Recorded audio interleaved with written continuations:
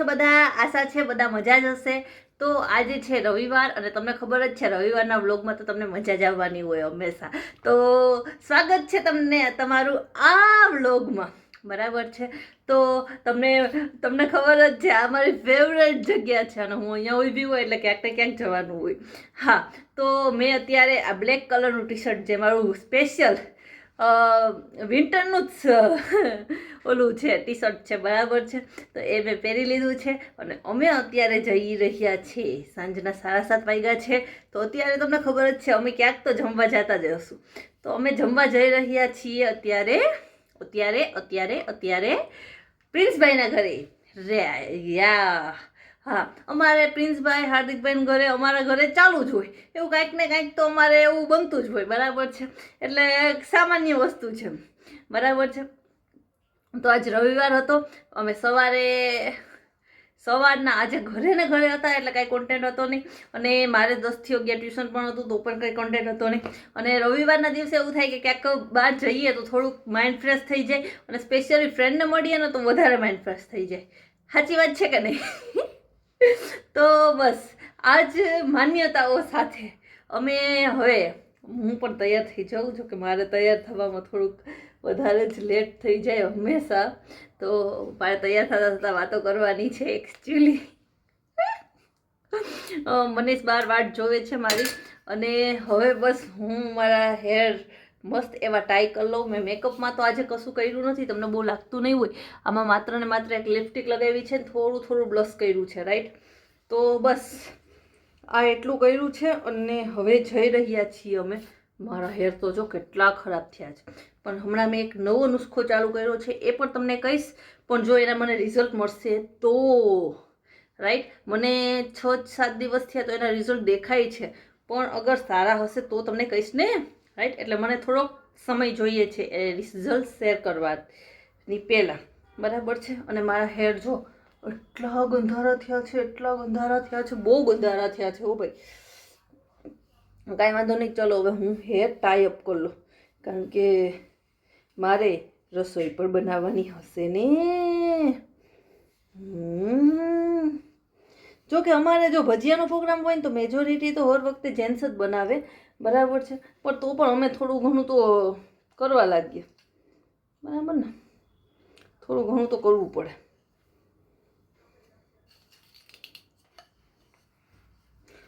હા, મારા હેર એટલા ઓલા થઈ ગયા છે ને, એમાં કાલે મસ્ત એવું ઓઇલ નાખી દેવું છે.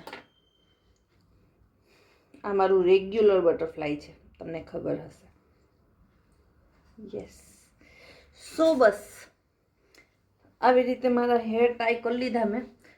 બહુ સારા નહીં લાગતા પણ ચાલશે. હવે અહીંયાથી જરા નીકળી જાય. મને છે ને બહુ આમ ચીપકું બની જાઉં તો ન મજા આવે. હા, જો મેં તમને આ મંગળસૂત્ર વિશે વાત નથી કરી. આ મંગળસૂત્ર વિશે મેં વાત નથી કરી તમને. મે આઈ રાઈટ? તો આ મંગળસૂત્ર છે ને મેં અહીંયાથી હમણાં થોડાક સમય પહેલાં જ પરચેસ કર્યું છે.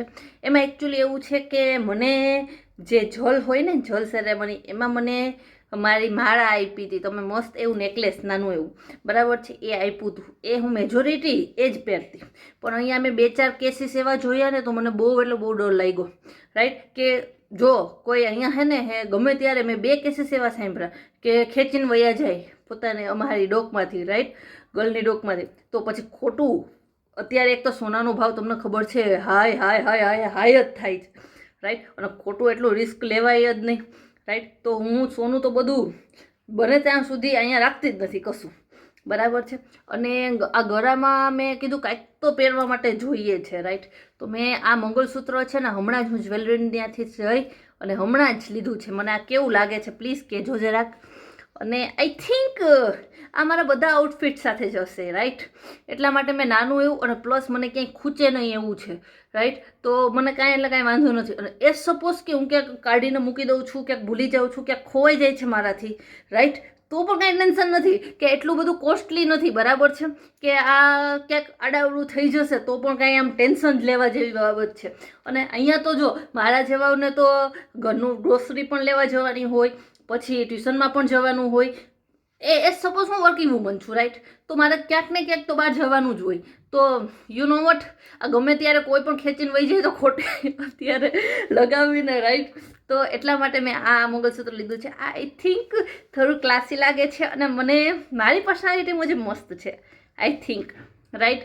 તો કેવું લાગે છે પ્લીઝ કોમેન્ટમાં કહેજો. ઓકે, ચલો હવે મનીષ વાટ જોવે છે તો હું જલ્દી જાઉં, નહીં તો ગરમ થશે સાહેબ, એ તો તમને ખબર જ છે. તો અત્યારે અમારે અહીંયા ભજીયાનો પ્રોગ્રામ ચાલુ છે, તમને બધાને મળાવું. ચલો, આ છે અમારા હાર્દિકભાઈ. કેમ છો? એ ધીયું જરાક હાઈ તો કર દે. હાઈ. હા, ઓલા બંને ભાઈઓ જો માં બેઠા છે.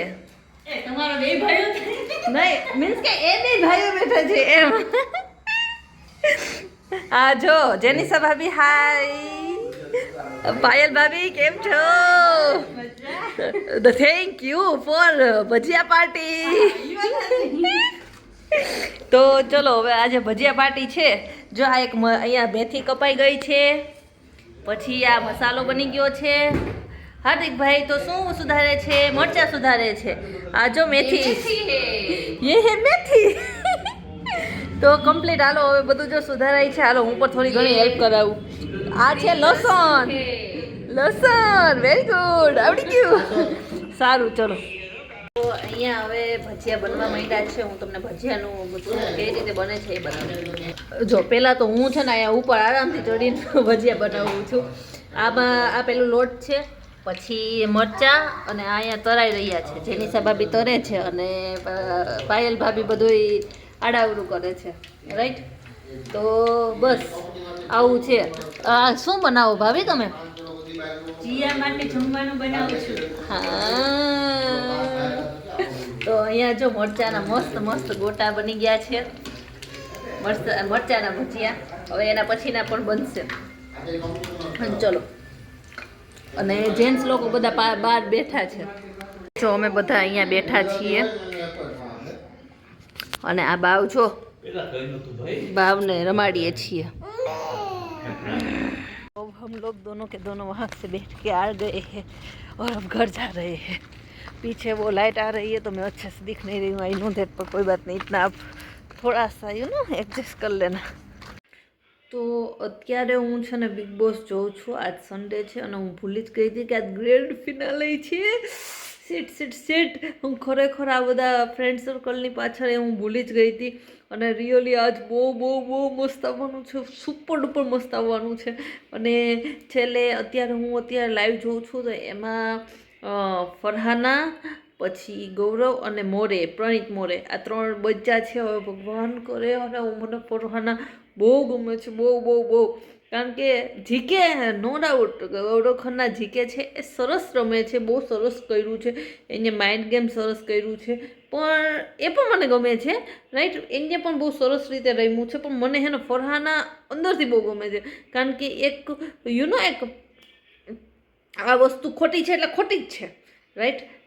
એમ સામે બોલવાવાળી વ્યક્તિ છે ને એ એક જ હતી આખા બિગ બોસમાં. ને ફરહાનાનું સિઝન છે ખરેખર. હવે એ જીતે કે ન જીતે, પણ મારું હાર્ટ તો ખરેખર એમ જ એમ કહે છે કે ફરહાના જીતી જ ગઈ છે. ટોપ 3માં આવી ગઈ એટલે એ જીતી જ ગયા. આમ મારા માટે તો ભગવાન કરે ટ્રોફી છે ને એના હાથમાં જઈને તો મને બહુ મજા આવશે, બહુ મજા આવશે. તમે બિગ બોસ જોવો છો તો બિગ બોસમાં શું તમને કયું કેરેક્ટર ગમે છે પ્લીઝ મને કોમેન્ટમાં કહેજો. ઓકે, હવે હું જોવા માંડું છું.